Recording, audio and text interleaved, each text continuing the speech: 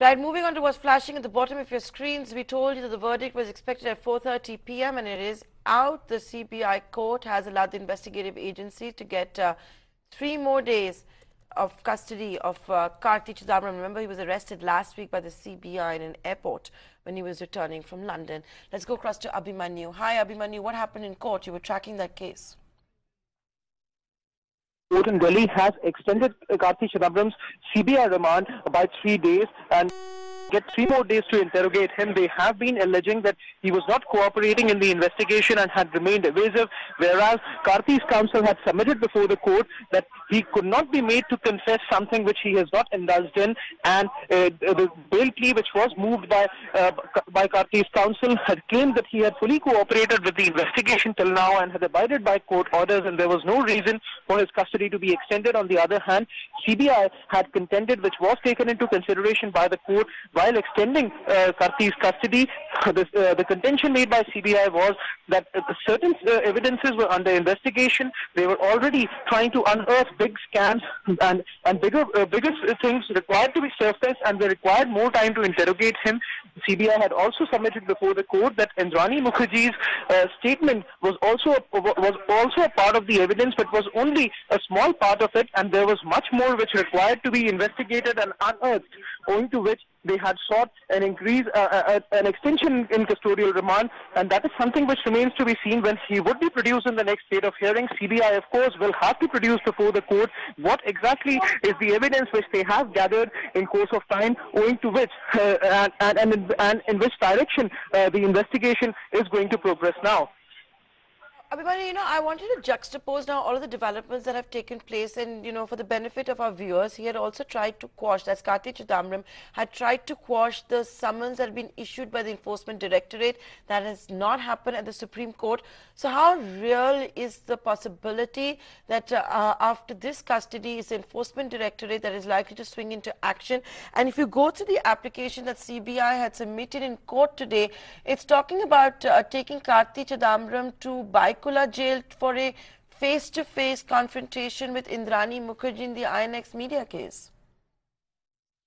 Actually, if we speak about this in elaboration, that is something which the petitions which were moved before the apex court by Karti Chidambaram challenged not only the ED summons, the fresh summons which were issued on the 1st of March, but also the FIR which was registered by CBI in the INX media money laundering case, in which Karti Chidambaram had approached the apex court seeking that FIR that investigation should only take place on the sections and in the issues on which the FIR was registered, and should not be extended to any other ambit of investigation, owing to which he the apex court, in which he did not secure any interim relief, but the Enforcement Directorate has been asked to file its reply. On the other hand, Enforcement Directorate had earlier arrested S. Bhaskaraman, who is allegedly the CEO working for Karti Chidambaram, who is being produced before a court in Delhi itself.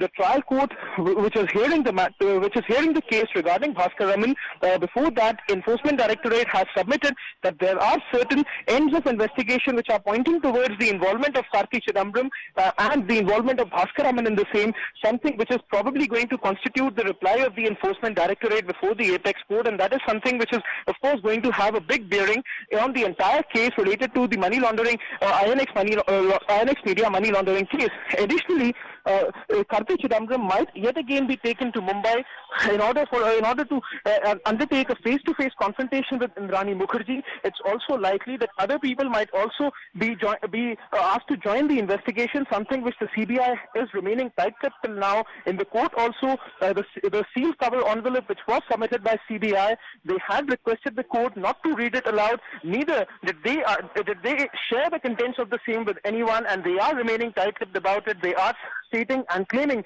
that they cannot let the investigation and the evidence be jeopardized in any way, but in the next state of hearing, it would remain incumbent on them, as has been asked repeatedly, not only by the court but also by Karti's counsel, about what evidences they have gathered till now in course of interrogation and investigation. The CBI, apart from the fact that they have already kept Karti Chidambaram in custody for some days and have already got an extension they will have to, of course, submit some degree of evidence and parts of interrogation before the court in order to make their case stronger. Additionally, it's also likely that the Enforcement Directorate in related cases might also put forth evidences which might be connected in some way to the other to the cases which have been made up by CBI.